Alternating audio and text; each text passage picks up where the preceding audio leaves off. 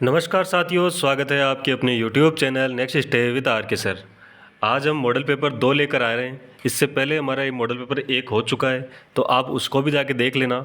आज का सेशन शानदार होने वाला है, तो सेशन को लास्ट तक देखना। चैनल पर जो पहली बार आए हैं वो चैनल को सब्सक्राइब कर लेना, बेल आइकन को प्रेस कर लेना ताकि नोटिफिकेशन आप सभी के पास पहुँच सके। और जो सेशन को लाइक और शेयर ज़रूर कर देना, ठीक है। चलिए आगे बढ़ते हैं अपने सेशन की ओर। क्वेश्चन नंबर 1 की ओर बढ़ते हैं। क्वेश्चन नंबर 1 हमारे पास दे रखा है, भाखड़ा नांगल सिंचाई परियोजना का किन राज्यों से संबंध है। हमें बताना है कि कौन से राज्य हैं जहां पर भाखड़ा और नांगल जो परियोजना है उसका संबंध है।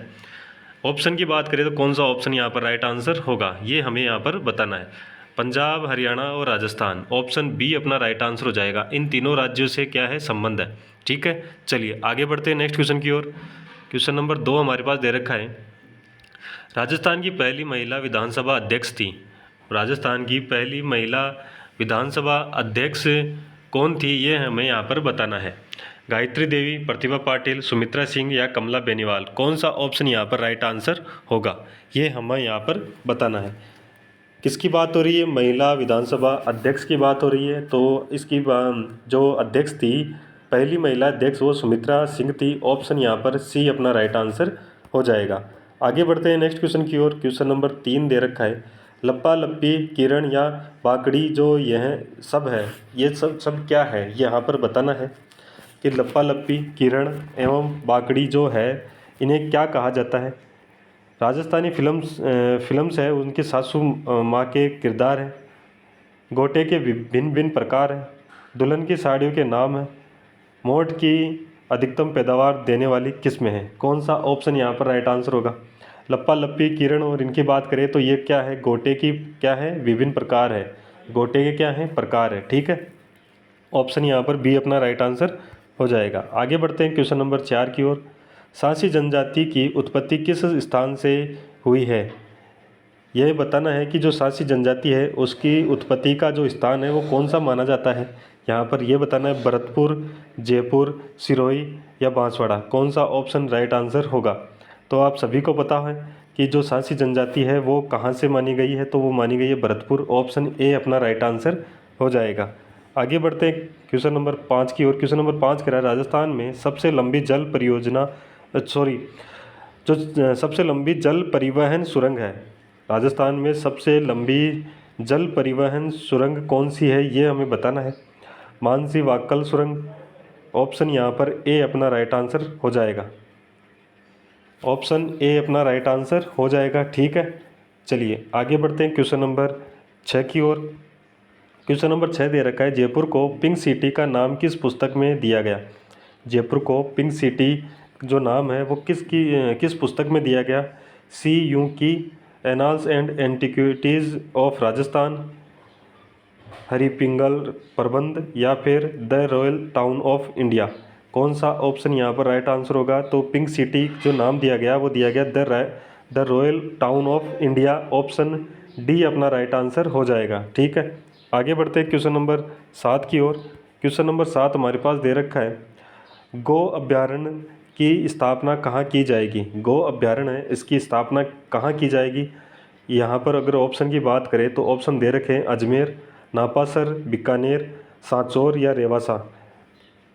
कहाँ पर की जाएगी गो अभ्यारण्य की, तो वो की जाएगी नापासर, बीकानेर, ठीक है। नापासर, बीकानेर में की जाएगी। ऑप्शन यहाँ पर बी अपना राइट आंसर हो जाएगा। आगे बढ़ते हैं क्वेश्चन नंबर 8 की ओर। क्वेश्चन नंबर 8 दे रखा है, निम्नांकित को सुमेलित कीजिए। यहाँ पर एक साइड सूची 1 दे रखा है और एक साइड सूची 2 दे रखा है। सूची 1 को सूची 2 से हमें क्या करना है, मिलाना है, ठीक है। अगर यहाँ पर दे रखा है वागड़ के गांधी, अगर वागड़ के गांधी की बात करें किसे कहा जाता है, तो एक साइड दे रखे हैं इनके उपनाम और एक साइड दे रखे हैं वास्तविक नाम।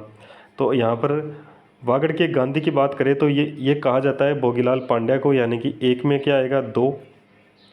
महात्मा गांधी के राजस्थान गांधी की जो राजस्थान गांधी है ये किसे कहा जाता है, तो ये कहा जाता है गोकुल भाई भट्ट, यानी 2 ए आएगा बी में।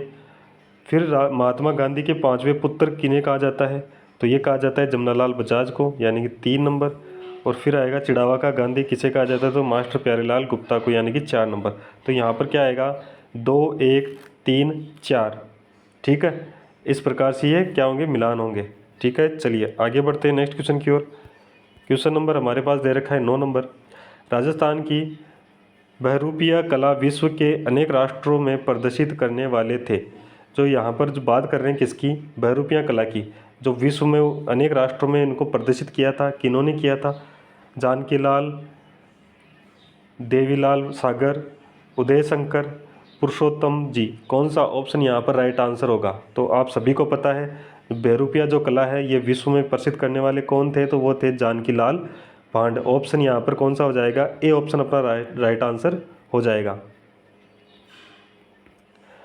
चलिए आगे बढ़ते हैं नेक्स्ट क्वेश्चन की ओर। क्वेश्चन नंबर 10 दे रखा है, श्रीलाल जोशी जिन्हें 2006 में पद्मश्री पुरस्कार मिला था, वो किस के लिए जाने जाता है। देखो किसके लिए जाने जाते हैं, यहाँ पर अगर बात करें किसकी, श्रीलाल जोशी की, ये किसके लिए जाने जाते हैं, ऑप्शन यहाँ पर कौन सा होगा,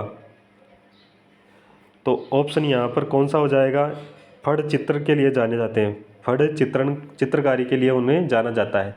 किसके लिए जाना जाता है, फड़ चित्रकारी के लिए जाना जाता है। ठीक है, तो यहाँ पर सी ऑप्शन अपना राइट आंसर हो जाएगा। चलिए आगे बढ़ते हैं नेक्स्ट क्वेश्चन की ओर। क्वेश्चन नंबर 11 दे रखा है, राजस्थान राज्य पथ परिवहन निगम की स्थापना कब की गई।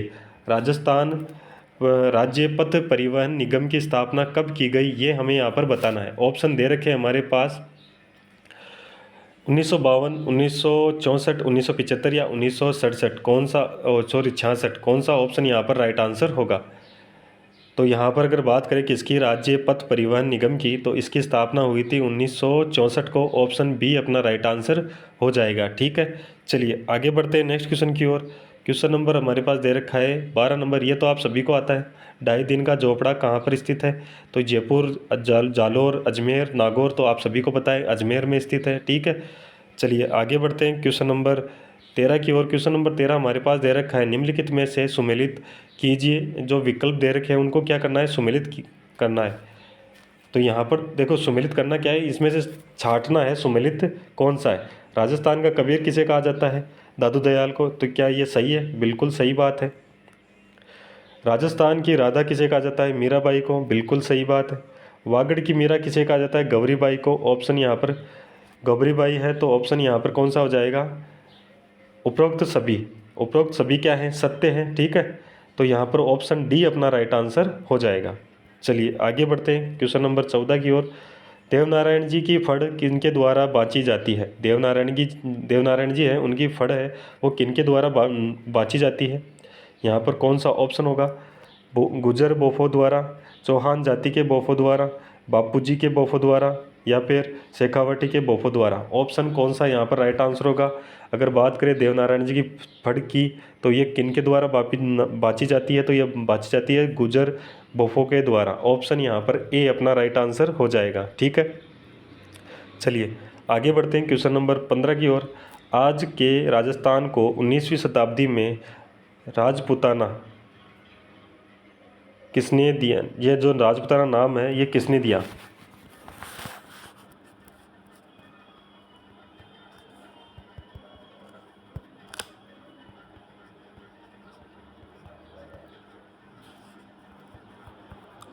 राजपूताना नाम किसने दिया, कर्नल जेम्स टोड ने, जॉर्ज थॉमस ने, विलियम फ्रैंकलिन ने, या विलियम बेंटिंग ने। कौन सा ऑप्शन यहाँ पर राइट आंसर होगा।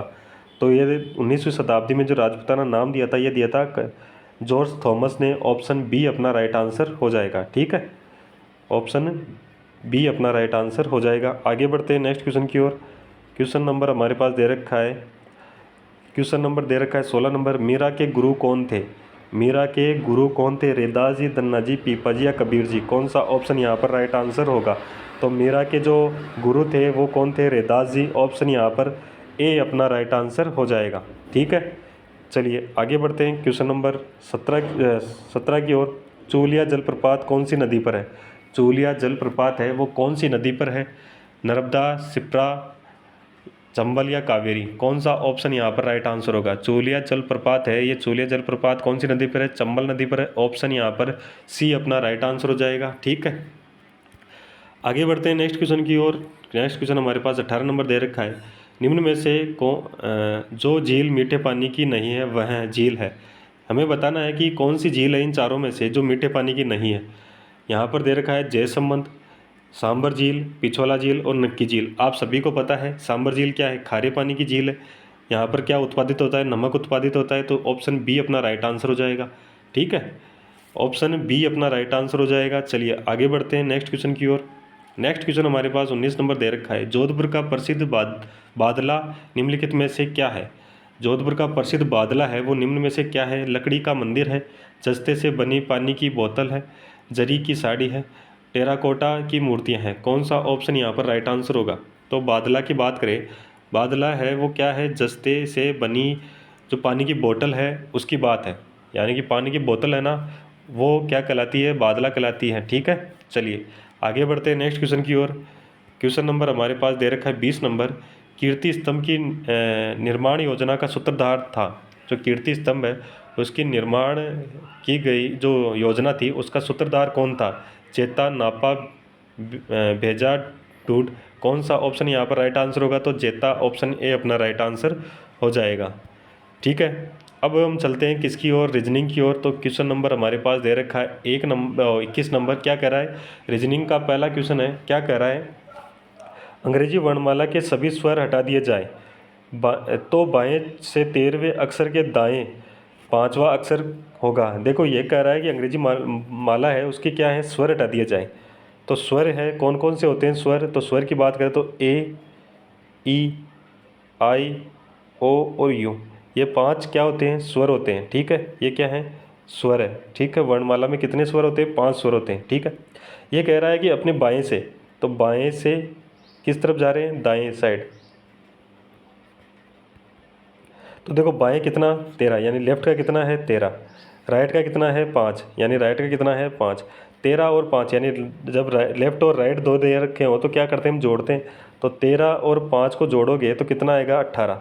ठीक है, 18 पे क्या आता है, आर आता है। ठीक है, अब ये यहाँ पर अगर बात करें, देखो 18 तक आर आता है, लेकिन देखो ये क्या कह रहा है, इसमें स्वर को हटा दिया जाए। तो देखो 18 आर तक आएगा तो आर तक एक स्वर, ये 2, 3 और 4, 4 स्वर हटा दिए जाएंगे। 4 स्वर हटा दिए जाएंगे तो 18 में से 4 निकल गए तो हमें 4 और आगे चलना पड़ेगा। तो 18 से 4 आगे चलोगे तो कितना आएगा, 22 आएगा। अब आप देखोगे तो 22 आएगा तो यूँ है, यूँ भी एक क्या है, स्वर है। और ये 22 तक आते आते ये भी हट जाएगा तो हमें एक और आगे बढ़ना होगा। तो यहाँ पर क्या करना होगा, प्लस का एक और करना होगा तो कितना आएगा 23। समझ गए, तो यहाँ पर कौन सा आएगा, डब्लू आएगा। समझ में आया, नहीं समझ में आया तो हम इसको बेसिक तरीके से भी कर लेंगे। देखो इसको इस तरीके से ऐसे देखो, 13 और 5 कितने हुए, 18, 18 और 5 23, तो 23 हमारा जो आंसर होगा वो क्या होगा, 23 होगा। अब समझ गए होंगे, नहीं समझे तो अब देख लीजिए कैसे। अब इसको हम बेसिक से करके बता देता हूँ एक बार, अगर नहीं समझ में आया तो। देखो ये कह रहा है कि सभी स्वर को हटाना है।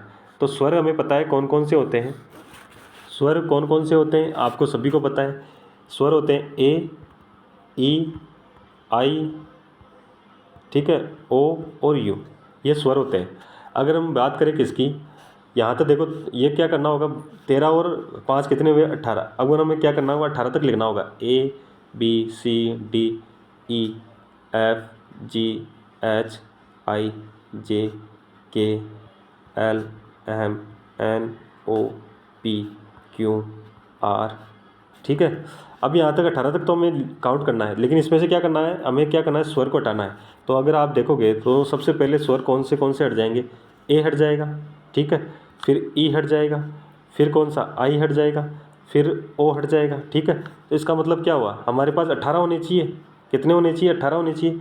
तो 1 2 3 4 5 6 7 8 9 10 11 12 13 14, 14 ये 18 होना चाहिए। तो आगे और बढ़ना पड़ेगा हमें। तो इसके बाद आगे क्या आएगा, एस टी यू वी, 4 आगे बढ़ना पड़ेगा, 18 हुई है ना। तो फिर आप देखोगे तो यहाँ पर एक और क्या आएगा, एक और आ जाएगा, कौन सा, यूँ और स्वर आ जाएगा। तो इसको बिठाएंगे तो आगे क्या करना होगा, डब्लू लिखना होगा। अब देखो काउंट करो, 1 2 3 4 5 6 7 8 9 10 11 12 13 14 15 16 17 और 18। ठीक है, तो 18 पे क्या आया, अब W आया, तो हमारा जो आंसर बनेगा वो क्या बनेगा, W बनेगा। समझ में आ गया होगा। चलिए अब हम चलते हैं आगे नेक्स्ट क्वेश्चन की ओर। नेक्स्ट क्वेश्चन हमारे पास दे रखा है कौन सा, 22 नंबर। क्या कह रहा है क्वेश्चन, ये कह रहा है निम्नांकित आरेखों में से कौन से सैनिक, इंजीनियर और डॉक्टर को सही निरूपित करता है। तो यहाँ पर हमें बताना है कि कौन सा है आरेख जो सही निरूपित करता है किसको, सैनिक को, इंजीनियर को और डॉक्टर को। तो यहाँ पर अगर बात करें किसकी, तो इसका जो डायग्राम बनेगा वो कैसा बनेगा। देखो यहाँ पर अगर बात करें तो ये क्या हो गया, सैनिक हो गया, ठीक है। अगर यहाँ पर बात करें तो यहाँ पर सैनिक के बाद में देखो कुछ सैनिक क्या हो सकते हैं, इंजीनियर हो सकते हैं, तो ये क्या हो गया, इंजीनियर हो सकते। और यहाँ पर अगर बात करें तो कुछ क्या हो सकते हैं, डॉक्टर भी हो सकते हैं, तो कुछ क्या होंगे, डॉक्टर होंगे। अगर यहाँ पर देखो इस प्रकार का डायग्राम बनेगा, ये तो डायग्राम हमने देखा, तो यहाँ पर ए ऑप्शन अपना राइट आंसर हो जाएगा। वास्तविकता में तो डायग्राम बनना चाहिए ये वाला, पर एग्ज़ाम में अगर ये क्वेश्चन एग्ज़ाम में आया हुआ है और उसके लिए जो आंसर माना गया था वो इस डायग्राम को माना गया था, ठीक है। तो हमें क्या करना है, ये डायग्राम बनाना है। अगर मान लो ये डायग्राम अगर आपको एग्ज़ाम में नहीं दे तो ये डायग्राम आपको सही मानना होगा, क्योंकि देखो यहाँ पर अगर बात करें तो सैनिक हो सकता है, कुछ सैनिक क्या हो सकते हैं, डॉक्टर भी हो सकते हैं, और कुछ क्या हो सकते हैं, इंजीनियर भी हो सकते हैं। पर इंजीनियर और डॉक्टर दोनों क्या अलग अलग पेशा है, तो यहाँ पर ये दोनों एक साथ नहीं हो सकते।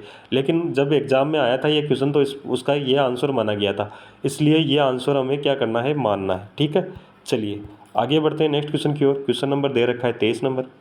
यदि पी का अर्थ क्या है, भाग है, तो यहाँ पर हमारे पास एक श्रृंखला वो दे रखी है, इसको सोल्व करना है। तो ये हमारे पास 18 लिख लेता हूँ मैं, इसको देखो पढ़ते जाएंगे, सोल्व करते जाएंगे। क्यों, यहाँ पर क्यों है, तो क्यों का अर्थ क्या है, गुणा, गुणा क्या करना होगा, पी का अर्थ दे रखा है भाग, तो भाग क्या करना होगा 4।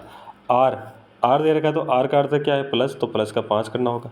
एस दे रखा है, एस का मतलब माइनस, तो माइनस का 6 करना होगा। ये हमारे पास, इसको सोल्व करेंगे। सबसे पहले क्या होता है, बोर्ड मास के नियम से सबसे पहले भाग सोल्व होगा, फिर गुणा सोल्व होगा। तो यहाँ पर 18 ऐसे कैसे आ जाएगा, गुणा। यहाँ पर अगर 12 में 4 का भाग दोगे तो क्या आएगा 3, प्लस का क्या आएगा 5 और माइनस का क्या आएगा 6। यहाँ पर हमें सोल्व करना है इसको। फिर क्या होता है, फिर गुणा सोल्व होता है, तो गुणा करोगे 18 में 18 54 होता है, ठीक है। प्लस का क्या करोगे 5, माइनस का क्या करोगे 6। फिर क्या सोल्व होगा, फिर होगा प्लस सोल्व होगा, तो यहाँ पर कितना हो जाएगा 59 में से माइनस का क्या करोगे 6 करोगे, तो यहाँ पर हमारे पास कितना आएगा 53 53 आएगा। 53 ऑप्शन ए में दे रखा है, तो ऑप्शन ए अपना राइट आंसर हो जाएगा, ठीक है। समझ गए। चलिए आगे बढ़ते हैं नेक्स्ट क्वेश्चन की ओर। क्वेश्चन नंबर हमारे पास दे रखा है कौन सा, 24 नंबर। 3 जनवरी 2018 को बुधवार था, निम्नलिखित में से कौन से वर्ष में फिर 3 जनवरी को बुधवार होगा। देखो यहाँ पर क्या कह रहा है, कैलेंडर का जो रिपीटेशन है वो पूछा है हमारे पास। इस क्वेश्चन में क्या पूछा है, कैलेंडर का रिपीटेशन पूछा है। तो 3 जनवरी दे रखा है 2018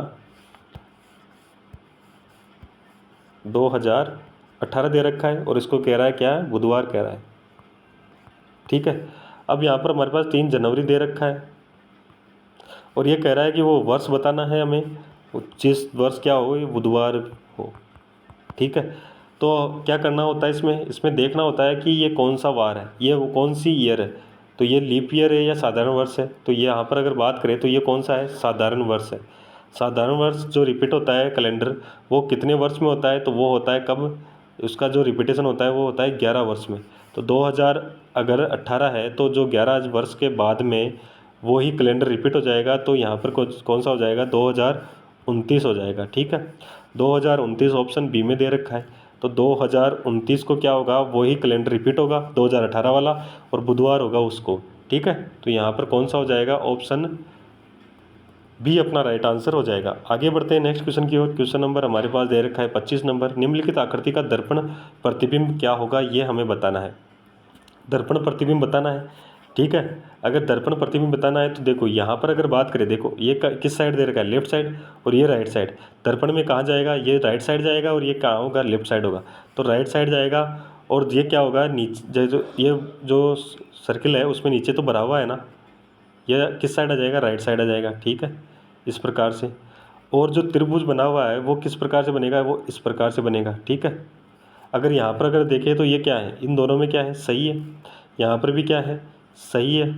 यहाँ पर देखोगे तो ये तो सही है, ये लेकिन ये क्या है, उल्टा हो गया, ये ऊपर हो गया, जबकि ये क्या होना चाहिए, नीचे होना चाहिए, तो ये इस प्रकार से कट जाएगा। और ये भी क्या है, सही है। अब यहाँ पर बीच वाला देखें तो बीच वाला जैसा है वैसा का वैसा बनेगा, ठीक है, ऊपर से ऐसा है। तो यहाँ पर देखोगे तो ये इसमें क्या है, जैसा है वैसा का वैसा बनेगा, तो ये भी बना है, ये भी बना, ये भी बना, इसका तो कोई मतलब ही नहीं है, ये तो गलत हो गया। यहाँ पर डी को देखोगे तो यह क्या हो गया, भरा हुआ नीचे की साइड आ गया, तो ये भी क्या हो गया, गलत हो गया। अब यहाँ पर देखो ये क्या है, भरा हुआ है, और ये भरा हुआ है, तो ये क्या है, लेफ्ट साइड में है, तो ये कहाँ जाएगा, ये राइट साइड में हो जाएगा। तो यहाँ पर इस प्रकार से ये जो तीर का निशान है वो इस प्रकार से बन जाएगा यहाँ पर, और ये क्या होगा, भरा हुआ होगा, ठीक है। और जो खाली है वो यहाँ पर आ जाएगा, और वो क्या होगा, खाली होगा, इस प्रकार से बनेगा। अब इस प्रकार से देखें तो यहाँ पर क्या होगा, ये सही है, सही है क्या, बिल्कुल सही है। यहाँ पर देखोगे तो ये देखो तीर का निशान कहाँ हो गया, नीचे की साइड हो गया, ये गलत हो गया। ये कौन सा हो जाएगा, ए ऑप्शन अपना राइट आंसर हो जाएगा, ठीक है। ए ऑप्शन यहाँ पर क्या होगा, राइट आंसर हो जाएगा, ठीक है ना। चलिए आगे बढ़ते हैं नेक्स्ट क्वेश्चन की ओर। क्वेश्चन नंबर दे रखा है, सी के सामने कौन सा अंक आएगा। सी के सामने कौन सा अंक आएगा ये हमें यहाँ पर बताना है। यहाँ पर दे रखा है, देखो सी देखोगे तो सी कहाँ है, यहाँ पर अगर आप देखोगे तो सी यहाँ पर मिलेगा, ठीक है, और सी यहाँ पर मिलेगा। इसके अगर अतिरिक्त देखें तो यहाँ पर क्या है, डी है, यहाँ पर क्या है, ई है, यहाँ पर बी, यहाँ पर ए। देखो यहाँ पर अगर सी है तो सी कॉमन आ जाएगा, क्या करते हैं क्लॉकवाइज चलते हैं, तो यहाँ पर क्या आएगा, डी, ठीक है। इससे आगे चलोगे तो क्या आएगा, ई। अगर इस चीज़ से चलोगे तो आगे क्या आएगा, बी, और इस क्लॉकवाइज चलोगे तो यहाँ पर क्या आएगा, ए। अब देखो यहाँ पर ई का तो हमें मिल गया क्या, बी मिल गया, ओ सॉरी ए मिल गया, डी का क्या मिला, बी मिला, सी बच गया, और इसके अलावा कौन सा अक्षर बचा, तो वो बचा कौन सा, एफ। तो सी का जो विपरीत मिलेगा वो कौन सा मिलेगा, एफ मिलेगा। एफ बी में है तो बी अपना राइट आंसर हो जाएगा, ठीक है। चलिए आगे बढ़ते हैं नेक्स्ट क्वेश्चन की ओर। क्वेश्चन नंबर अब 27 नंबर दे रखा है, कुछ ताले चाबियाँ हैं। कुछ ताले क्या हैं, चाबियाँ हैं, तो यहाँ पर क्या हो जाएंगे, ताले हो जाएंगे। और ये कह रहा है कुछ ताले क्या हैं, चाबियाँ हैं, चाबियाँ हैं। सभी चाबियाँ धातुएं हैं, सभी चाबियाँ क्या हैं, धातुएं। तो सभी चाबियाँ क्या हैं, धातुएं हैं, ठीक है। कुछ धातुएं कार्ड है, तो कुछ धातुएं क्या है, कार्ड है। अब क्या निष्कर्ष क्या कह रहा है, कुछ कार्ड चाबियाँ हैं, कुछ कार्ड चाबियाँ हैं क्या, नहीं, कुछ कार्ड चाबियाँ नहीं है, ठीक है। कुछ धातुएं ताले हैं, कुछ धातुएं चालू हैं क्या, बिल्कुल, कुछ धातुएं क्या हैं, ताले हैं। तो यहाँ पर 2 नंबर अपना राइट आंसर हो जाएगा। तो यदि केवल निष्कर्ष 2 अनुसरण कर रहा है तो ऑप्शन बी अपना राइट आंसर हो जाएगा। आगे बढ़ते हैं नेक्स्ट क्वेश्चन की ओर। क्वेश्चन नंबर दे रखा है, आकृति को पूर्ण करना है। हमारे पास आकृति दे रखी है, इसको क्या करना है, पूर्ण करना है, ठीक है। तो यहाँ पर कौन सा बनेगा, तो इस आकृति को पूर्ण करने के लिए हमें यहाँ पर बनाना होगा इसको। तो इस प्रकार से ये बॉक्स बना हुआ है, इसको पूर्ण करना है। तो सबसे पहले यहाँ से इसको जोड़ेंगे तो यहाँ पर ये दोनों क्या होंगे, मिलेंगे। इसको यहाँ से जोड़ेंगे तो ये दोनों भी क्या होंगे, मिलेंगे, ठीक है। इसके अतिरिक्त जो ये रेखा आ रही है बीच से, तो यहाँ से ये रेखा आएगी कहाँ तक आएगी, तो ये रेखा कहाँ तक आएगी, ये आएगी यहाँ तक, ठीक है, इस प्रकार से। तो इस प्रकार से कौन सा है, अगर आप देखोगे तो ये तो क्या हो गया, उल्टा हो गया। ये है लेकिन इसमें क्या है, ये रेखा क्या है, नीचे तक आ रही है, तो ये भी गलत हो गया। अगर यहाँ पर देखोगे तो ए और बी में देखोगे तो देखो ए क्या हो रहा है, ए अंदर की साइड आ रहा है, यहाँ आ रहा है ए, ठीक है। जबकि हमें क्या बाहर की साइड रखना है, तो बी अपना राइट आंसर हो जाएगा, ठीक है। क्या हो जाएगा, बी अपना राइट आंसर हो जाएगा, ऑप्शन बी राइट आंसर हो जाएगा। आगे बढ़ते हैं 29 नंबर की ओर। क्वेश्चन नंबर 29 हमारे पास दे रखा है, नाइट का कोड दे रखा है और टुडे का कोड पूछा है। तो नाइट का कोड क्या होता है, अगर हम यहाँ पर अल्फ़ाबेट को अगर नंबर्स में लिखें तो एन कितनी पे आता है, 14 पे आता है, आई कितनी पे आता है, 9 पे आता है, जी 7 पे, एच 8 पे, और आई कितने पे आता है, और टी आता है 20 पे। यहाँ पर इनका कोड देखोगे तो इनका कोड है 5, 9, 7, 8 और 2। अब आपको देखोगे यहाँ पर, तो यहाँ पर 9 तो ऐसा कैसे दिख रहा है आपको, 7 भी ऐसा कैसे दिख रहा है, 8 भी ऐसा कैसे दिख रहा है, और 2 ये 20 दे रखा है, यहाँ पर 2 है, यहाँ पर 14 दे रखा है, तो यहाँ पर 5 है। तो इसका मतलब क्या हुआ है, सिंगल डिजिट में क्या है, तो 1 + 4 को जोड़ोगे तो क्या आएगा, 5। इसी प्रकार 20 को 0, 2 + 2 20, 2 + 0 को जोड़ोगे तो क्या आएगा, 2। तो हमें भी क्या करना होगा, 2D का कोड लिखना है, और जो डबल में है उनको क्या करना है, सिंगल डिजिट में लिखना है, और जो सिंगल है वो ऐसे कैसे आ जाएगा। ठीक है, तो यहाँ पर टी आता है कितने पे, 20 पे, ओ कितने पे आता है, ओ 15 पे, 4 पे ए, और यह कितने पे आएगा, 25 पे। तो इसको अगर हम सिंगल डिजिट में लिखेंगे, 2 प्लस का 0 करोगे तो क्या आएगा हमारे पास, 2। 15 को अगर सिंगल डिजिट में 1 प्लस 5 करोगे तो क्या आएगा, 6। 4 का ऐसे कैसे आ जाएगा, 1 ऐसे कैसे आ जाएगा, और 25 को अगर करोगे सिंगल डिजिट में 2 प्लस का 5 करोगे तो कितना आएगा, 7। 26,417, 26,417 ऑप्शन ए में दे रखा है, ऑप्शन ए अपना राइट आंसर हो जाएगा। ठीक है, चलिए आगे बढ़ते हैं क्वेश्चन नंबर 30 की ओर। क्वेश्चन नंबर 30 हमारे पास दे रखा है, ए बी का पुत्र है। यहाँ क्या कर रहा है, ए है, बी का पुत्र है, यहाँ पर बी हो गया, और ये क्या हो गया, ए इसका क्या हो गया, पुत्र हो गया। ठीक है, आगे क्या कर रहा है, बी और सी बहनें हैं, बी और सी बहनें हैं, तो सी क्या है, बहन है, बी क्या है, बहनें एक दूसरे, ई सी की माता है, ई है वो सी की माता है, ई क्या है, सी की माता है। देखो ई है वो सी की माता है तो बी की भी माता होगी। ठीक है, यदि डी ई का पुत्र है, डी क्या है, ई का पुत्र है, यहाँ पर क्या आ जाएगा, डी है वो क्या होगा, पुत्र होगा किसका, ई का, तो ये क्या होगा, सी का, और बी का क्या होगा, भाई होगा। ठीक है, क्योंकि ई सी की माता है और बी क्या है, सी की बहन है, तो बी की भी माँ कौन है, ई है। डी ये कह रहा है ई है ना वो डी, डी की भी माँ है, तो यहाँ पर ये तीनों क्या हो गए, ये बी सी और डी, ये तीनों क्या है, भाई बहन है। ठीक है, तो ये तो क्या है, दो तो बहनें हैं और एक है भाई है। निम्नलिखित में से कौन सा कथन सही है, यहाँ पर कथन कौन सा सही है, डी ए का मामा है, डी क्या है, ए का मामा है, ए यहाँ है, ए की माँ कौन है, बी, बी का भाई कौन है, डी, तो क्या सही बात है क्या, बिल्कुल सही बात है। ए का मामा कौन होगा, डी होगा, यहाँ पर ऑप्शन ए ही अपना राइट आंसर हो जाएगा। ई बी का भाई है, ई और बी का भाई नहीं, बिल्कुल माँ है वो तो। डी ए का माँ मेरा भाई है, बिल्कुल भाई नहीं है। यहाँ पर क्या कह रहा है, बी और डी भाई है, बिल्कुल नहीं, बहन और भाई हो सकते हैं, भाई भाई नहीं हो सकते। तो यहाँ पर जो ऑप्शन बनेगा वो ए ऑप्शन अपना राइट आंसर हो जाएगा। ठीक है, समझ गए होंगे।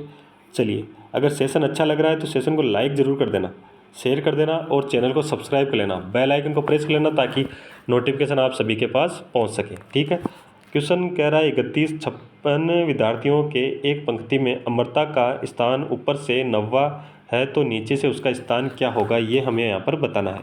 देखो टोटल कितने दे रखे हैं, अगर टोटल की बात करें तो टोटल कितने हैं, 56 है, और ये कह रहा है ऊपर से, तो ऊपर से कितना हुआ, 90, और नीचे से इसका पूछा है कितना स्थान। ठीक है, तो एक आपको फॉर्मूला पता होगा, टोटल बराबर अप प्लस, ओ सॉरी, यहाँ पर क्या होगा, अप प्लस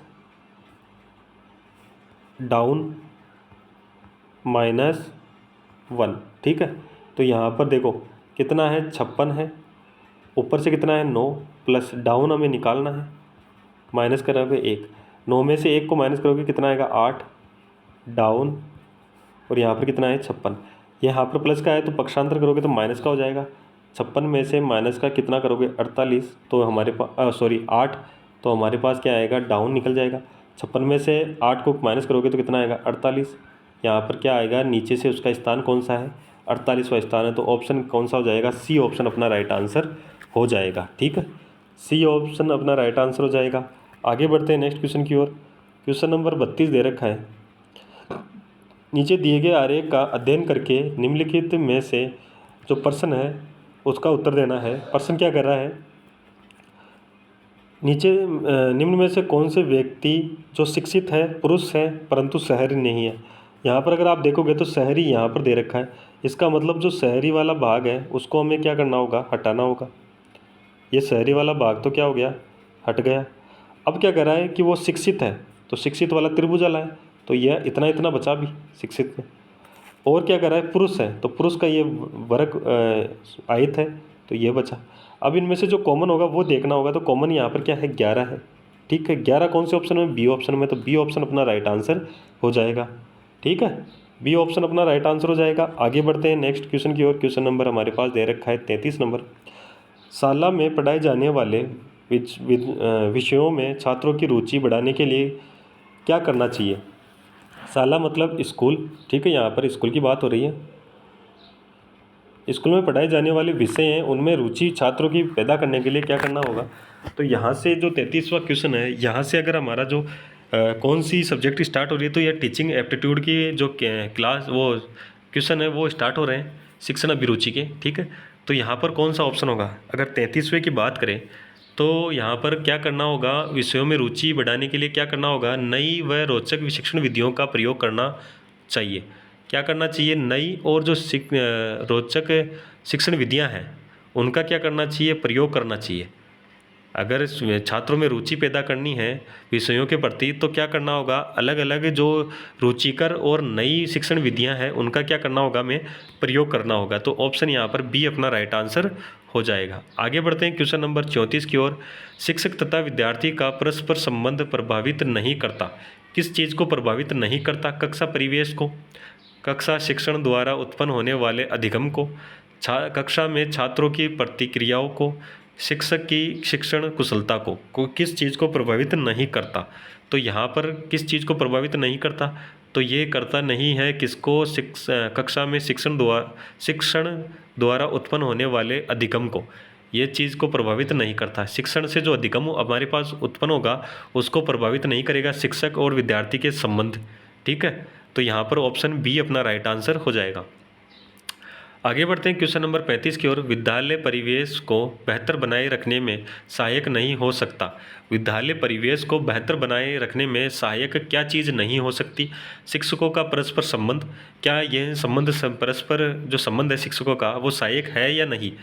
यहाँ पर अगर हम देखें तो यहाँ पर ऑप्शन कौन सा होगा, विद्यालय का पाठ्यक्रम, विद्यार्थियों का परस्पर संबंध, शिक्षक विद्यार्थियों का संबंध, कौन सा है जो विद्यालय परिवेश को बेहतर बनाने के लिए सहायक नहीं है। तो अगर आप बात करें किसकी, पाठ्यक्रम की, तो पाठ्यक्रम क्या है, परिवेश को जो विद्यालय परिवेश को बेहतर बनाने के लिए क्या है, सहायक नहीं है, ठीक है। तो ऑप्शन यहाँ पर बी अपना राइट आंसर हो जाएगा।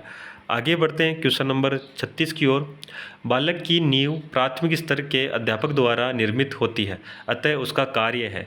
अगर बात करें किसकी, बालक के नींव की, जो प्राथमिक स्तर के जो अध्यापक हैं उनके द्वारा निर्मित होती है। तो यहाँ पर अंत उसका जो कार्य है वो कैसा है, किसका, अध्यापक का कार्य कैसा है। तो यहाँ पर अगर बात करें किसके, अध्यापक के कार्य की, तो कार्य कौन सा है, निर्णायक कार्य होता है, ठीक है। कौन सा कार्य होता है, तो निर्णायक कार्य होता है। यहाँ पर अगर आप ऑप्शन देखोगे तो निर्णायक नहीं है, तो निर्णायक नहीं है तो कौन सा है, महत्वपूर्ण कार्य है, उसका महत्वपूर्ण कार्य है। किसका है, जो अध्यापक है उसका महत्वपूर्ण कार्य है, क्योंकि जब नींव मजबूत होगी तो उस पर जो भी निर्माण किया जाएगा वो क्या होगा, मजबूत होगा, ठीक है। तो यहाँ पर वो जो कार्य है अध्यापक का वो क्या होगा, महत्वपूर्ण कार्य होगा। अगर नींव कमज़ोर रह गई और जो नींव कमज़ोर रह गई तो जो बच्चा है वो अच्छे से अपना ग्रोथ नहीं कर पाएगा, ठीक है ना। इसलिए क्या होना चाहिए, नींव क्या होनी चाहिए, मजबूत होनी चाहिए या निर्णायक होनी चाहिए, ये उसका कार्य क्या होता है, महत्वपूर्ण होता है, ठीक है ना। चलिए आगे बढ़ते हैं नेक्स्ट क्वेश्चन की ओर। क्वेश्चन नंबर दे रखा है 37 नंबर। कक्षा में शिक्षण हेतु प्रवेश करने से पूर्व में जो अध्यापक है वो क्या करे, चतुर्थ श्रेणी कर्मचारी से कुछ देर बाद बुलाने के लिए कहेगा, दर्पण में अपना चेहरा निहारेगा, यहाँ पर क्या है, चेहरा है, ठीक है, चेहरा निहारेगा, आज के पाठ की शिक्षण सहायक सामग्री साथ लेकर जाएगा या अपनी पाठ योजना व्यवस्थित करेगा। कौन सा ऑप्शन यहाँ पर राइट आंसर होगा, कक्षा में शिक्षण हेतु प्रवेश करने से पूर्व, जो शिक्षण कार्य कराने से पूर्व जो कक्षा में प्रवेश करेंगे उससे पूर्व क्या करेंगे, तो उससे पूर्व क्या करेंगे, अपनी जो पाठ योजना है उसको क्या करेंगे, व्यवस्थित करेंगे। तो ऑप्शन अपना डी अपना राइट आंसर हो जाएगा, ठीक है। चलिए आगे बढ़ते हैं नेक्स्ट क्वेश्चन की ओर। क्वेश्चन नंबर हमारे पास 38 दे रखा है। एक शिक्षक होने के नाते क्या आप अपने पुत्र को शिक्षक बनने को कहेंगे। ये कह रहा है कि आप शिक्षक हैं, ठीक है, आप शिक्षक हैं और आपके पुत्र को क्या शिक्षक बनने के लिए कहेंगे क्या। तो ऑप्शन कौन सा यहाँ पर राइट आंसर होगा, नहीं, क्योंकि इस व्यवसाय में कुछ नहीं रखा, यह व्यवसाय है उसमें कुछ नहीं रखा, ये इसलिए नहीं, या फिर ऑप्शन दूसरा कह रहा है, हाँ, यदि वह स्वेच्छा से इसके लिए सहमत होता है, कह नहीं सकते या फिर हाँ। ऑप्शन कौन सा राइट आंसर होगा? तो देखो, अगर बात करें किसकी, एक शिक्षक है और उसके पुत्र की, तो क्या उसको शिक्षक बनाने के लिए कहेंगे, बनने के लिए कहेंगे? तो जी बिल्कुल कहेंगे, लेकिन इसमें एक कंडीशन होगी, उसकी इच्छा होनी चाहिए। अगर उसकी इच्छा ही नहीं है तो हम ज़बरदस्ती उसके साथ नहीं कर सकते। तो ऑप्शन कौन सा होगा? तो बी ऑप्शन अपना राइट आंसर हो जाएगा। आगे बढ़ते हैं क्वेश्चन नंबर 39 की ओर। शिक्षण एक पारस्परिक क्रिया है। शिक्षण एक पारस्परिक क्रिया है, शिक्षक और माता पिता के मध्य की, छात्र और शिक्षक के मध्य की, छात्र और छात्र के मध्य की, शिक्षक और शिक्षक के मध्य की। तो आपको सभी को पता है शिक्षण जो प्रक्रिया है वो पारस्परिक किसके बीच की है? तो वो है छात्र और शिक्षक के बीच की है। तो ऑप्शन यहाँ पर बी अपना राइट आंसर हो जाएगा। ठीक है, आगे बढ़ते हैं क्वेश्चन नंबर 40 की ओर। आपके मतानुसार कक्षा संप्रेक्षण कैसा होना चाहिए? संप्रेक्षण का मतलब तो आप सभी समझते हैं, विचारों का आदान प्रदान करना, ठीक है, या जो भी सूचनाएं हैं या कुछ भी जो एक दूसरे के साथ हम क्या करते हैं, साझा करते हैं, संप्रेक्षण कहलाता है। ठीक है, तो आपके अनुसार संप्रेक्षण कैसा होना चाहिए? कठिन होना चाहिए, सामान्य होना चाहिए, रोचक होना चाहिए या व्यापक होना चाहिए? देखो, कठिन अगर करोगे तो उसमें संप्रेक्षण सही नहीं होगा। कठिन संप्रेक्षण में आप तो अगर संप्रेक्षण कर रहे हो तो सामने वाला समझ नहीं पाएगा। सामान्य करोगे तो उसका क्या होगा? प्रभाव नहीं रहेगा, प्रभाव क्या होगा? नहीं पड़ेगा। व्यापक करोगे तो वो क्या हो जाएगा? उसका औचित्य सही नहीं रहेगा। ठीक है, कोई बात हमें कहनी है, वो 2 शब्दों की बात है और उसे हम एक बड़ी गाथा करके उसको अगर कहेंगे बच्चों के सामने तो वो क्या रहेगी? वो उसके लिए फ़ायदेमंद नहीं रहेगी। तो व्यापक भी क्या है? सही नहीं है। पर रोचक यहाँ पर होनी चाहिए। संप्रेक्षण कैसा होना चाहिए? रोचक होना चाहिए। ऑप्शन कौन सा हो जाएगा? सी ऑप्शन अपना राइट आंसर हो जाएगा। रोचक इस प्रकार का होना चाहिए कि बच्चे को समझ में आए, ठीक है, और वो उसमें क्या हो, उत्सुक हो, या फिर उसमें क्या हो, एक उसको सीखने के क्या हो, उसमें अभिरुचि हो, ठीक है, या रुचि पैदा हो। इसलिए उसको कैसा होना चाहिए? संप्रेक्षण रोचक होना चाहिए और लंबे समय तक वो क्या, और रोचकता से अगर पढ़ाई हुई चीज़ क्या होगी, लंबे समय तक क्या होगी, याद भी रहेगी। तो कैसा होना चाहिए? संप्रेक्षण रोचक संप्रेक्षण होना चाहिए। ठीक है, आगे बढ़ते हैं क्वेश्चन नंबर 41 की ओर। सूक्ष्म शिक्षण का उद्देश्य छात्र अध्यापकों के मध्य शिक्षण कौशल का विकास करना है, यह कथन है, कुछ नहीं कहा जा सकता। आंशिक सत्य, असत्य या सत्य? बिल्कुल, जो सूक्ष्म शिक्षण है उसका उद्देश्य होता है छात्र अध्यापकों के मध्य शिक्षण कौशलों का क्या करना? विकास करना होता है। तो बिल्कुल सत्य बात है। ऑप्शन यहाँ पर डी अपना राइट आंसर हो जाएगा। आगे बढ़ते हैं क्वेश्चन नंबर 42 की ओर। एक शिक्षक की अपनी सहकर्मियों के साथ किस प्रकार की अभिव्यक्ति होनी चाहिए? किस प्रकार की अभिव्यक्ति होनी चाहिए? नकारात्मक, आलोचनात्मक, सहयोगात्मक या स्वनात्मक? कौन सा अपना आंसर होगा? तो देखो, नकारात्मक और आलोचनात्मक तो बिल्कुल ही नहीं होगा। ठीक है, तो यहाँ पर कैसा होना चाहिए? सहयोगात्मक। ऑप्शन सी अपना राइट आंसर होना चाहिए। आगे बढ़ते हैं क्वेश्चन नंबर 43 की ओर। विद्यालय समाज का एक छोटा रूप है, यह कथन है, आंशिक असत्य, आंशिक सत्य, सत्य या असत्य? आप इसको किस प्रकार से लेंगे? विद्यालय क्या समाज का छोटा रूप है क्या? बिल्कुल सत्य बात है। तो ऑप्शन यहाँ पर कौन सा हो जाएगा? सी ऑप्शन अपना राइट आंसर हो जाएगा। विद्यालय क्या है? समाज का एक छोटा रूप है। ठीक है, आगे बढ़ते हैं क्वेश्चन नंबर 44 की ओर। यहाँ से अगर क्वेश्चन नंबर 44 की बात करें तो यहाँ से हिंदी जो हमारी है वो स्टार्ट हो रही है। यहाँ पर कहना है, हमारा जो क्वेश्चन 44 है वो क्या कर रहा है? सरस का जो विलोम है वो कौन सा शब्द होगा? सरस का जो विलोम शब्द है वो कौन सा होगा, यहाँ पर हमें बताना है। ठीक है, तो ऑप्शन यहाँ पर नोरस हो जाएगा। ऑप्शन सरस का क्या हो जाएगा? नोरस हो जाएगा। ऑप्शन ए अपना राइट आंसर हो जाएगा। ठीक है, आगे बढ़ते हैं नेक्स्ट क्वेश्चन की ओर। क्वेश्चन नंबर हमारे पास दे रखा है 45 नंबर। सोने में सुगंध मुहावरे का सही अर्थ है। सोने में सुगंध मुहावरे का सही अर्थ क्या है? सुंदर आभूषण, सुगंध युक्त आभूषण, सुगंध वस्तु में और गुण होना या सुगंधित सोना? कौन सा ऑप्शन यहाँ पर राइट आंसर हो जाएगा? सोने में सुगंध का मतलब क्या हुआ? सुंदर वस्तु है और उसका जो गुण है वो भी क्या हो? अच्छे गुण हो।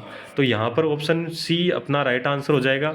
मतलब ऑप्शन 3 नंबर अपना राइट आंसर हो जाएगा। ठीक है, चलिए आगे बढ़ते हैं नेक्स्ट क्वेश्चन की ओर। क्वेश्चन नंबर हमारे पास 46 दे रखा है। अग्नि का पर्याय नहीं है। अग्नि का पर्याय नहीं है मयूख, मयूख, पावक, वहीन, करसानु। कौन सा ऑप्शन यहाँ पर राइट आंसर होगा? तो आप सभी को पता है पावक, वहीन और करसानु क्या है? प्राय हैं किसके? अग्नि के, जबकि मयूख क्या है? नहीं, अब अग्नि के क्या है? प्राय नहीं है। ठीक है, यहाँ पर प्राय का मतलब प्रायवाची शब्द की बात हो रही है, तो मयूख नहीं है, तो ऑप्शन क्या हो जाएगा? ए अपना राइट आंसर हो जाएगा। आगे बढ़ते हैं 47 नंबर की ओर। विरोध करना अर्थ सूचित करने वाला मुहावरा कौन सा है? विरोध करना का जो मुहावरा है उसका जो अर्थ है वो कौन सा बता रहा है? विप उगलना, या विप नहीं है, यहाँ पर है विष उगलना। ठीक है, स है तो यहाँ पर क्या है? विष उगलना। तो विष उगलना, आवाज़ उठाना, पीछे पड़ना या सिर उठाना। तो विरोध करना मतलब आवाज़ का उठाना। ठीक है, गलत चीज़ का क्या करेंगे हम? विरोध करेंगे। तो यहाँ पर कौन सा हो जाएगा? 2 नंबर अपना राइट आंसर हो जाएगा। अब जो गलत है उसका क्या करते हैं? विरोध करते हैं। विरोध करने में क्या आवाज़ हम उठाते हैं। ठीक है, तो इसका जो अर्थ होगा वो क्या होगा? आवाज़ उठाना। ऑप्शन 2 नंबर अपना राइट आंसर हो जाएगा। आगे बढ़ते हैं 48 की ओर। नाक पर सुपारी तोड़ना का भावार्थ है। नाक पर सुपारी तोड़ना, नाक है उस पर क्या करना? सुपारी तोड़ना का जो भावार्थ है वो क्या है? बेइज्जती करना, कठिन कार्य करना, निंदा करना या बहुत परेशान करना। कौन सा ऑप्शन यहाँ पर राइट आंसर हो जाएगा? नाक पर सुपारी तोड़ना। क्या नाक पर सुपारी तोड़ी जा सकती है? नहीं तोड़ी जा सकती। इसका मतलब क्या है? बहुत परेशान करना। या फिर ऐसा हो सकता है इसका देखो, अगर आप ऐसे देखोगे नाक पर सुपारी तोड़ना कठिन कार्य हो सकता है, आप ये भी सोच सकते हो। या पर नाक पर सुपारी तोड़ना एक इस प्रकार से देख सकते हो कि इसको क्या करना है? बहुत सारा परेशान करना। तो बहुत अधिक क्या करना? परेशान करना। ऑप्शन यहाँ पर 4 नंबर अपना राइट आंसर हो जाएगा। ठीक है, यहाँ पर ये ऑप्शन 2 नहीं होकर ऑप्शन 4 अपना राइट आंसर होगा। ठीक है, क्वेश्चन नंबर 49 है। विसर्ग संधि का उदाहरण है। विसर्ग संधि का उदाहरण है भूषण, पयोद, प्रतिष्ठा या उदार। कौन सा ऑप्शन यहाँ पर राइट आंसर होगा? अगर यहाँ पर किसकी बात करें विसर्ग संधि की, तो यहाँ पर होगा ऑप्शन 2 नंबर अपना राइट आंसर हो जाएगा। पयोद क्या है? यहाँ पर विसर्ग संधि का क्या है? उदाहरण नहीं है। ठीक है, तो यहाँ पर ऑप्शन 2 अपना राइट आंसर हो जाएगा। आगे बढ़ते हैं क्वेश्चन नंबर 50 की ओर। क्वेश्चन नंबर 50 हमारे पास दे रखा है। क्वेश्चन नंबर 50 क्या कह रहा है? निम्न में से विस्मयादिबोधक जो अवयव है वो कौन सा है? विस्मयादिबोधक यानी आश्चर्यचकित वाला, ताकि, वह, यदि, मानो। कौन सा ऑप्शन है विस्मयादिबोधक अवयव वाला? तो ऑप्शन बी अपना राइट आंसर हो जाएगा, यानी कि 2 नंबर। वह विस्मयादिबोधक है, आश्चर्य होना है वह। ठीक है ना, वह क्या चीज़ है? इस प्रकार से। ठीक है, तो वह क्या है? विस्मयादिबोधक है। ऑप्शन 2 नंबर अपना राइट आंसर हो जाएगा। तो सेशन कैसा लगा? अगर अच्छा लगा है तो लाइक कर देना, सेशन को शेयर कर देना, सेशन को कंप्लीट देखना। ठीक है, और चैनल पे पहली बार आए वो चैनल को सब्सक्राइब कर लेना, बेल आइकन को प्रेस कर लेना ताकि नोटिफिकेशन आप सभी के पास पहुंच सके। ठीक है ना, चलिए, धन्यवाद। जय हिंद, जय भारत।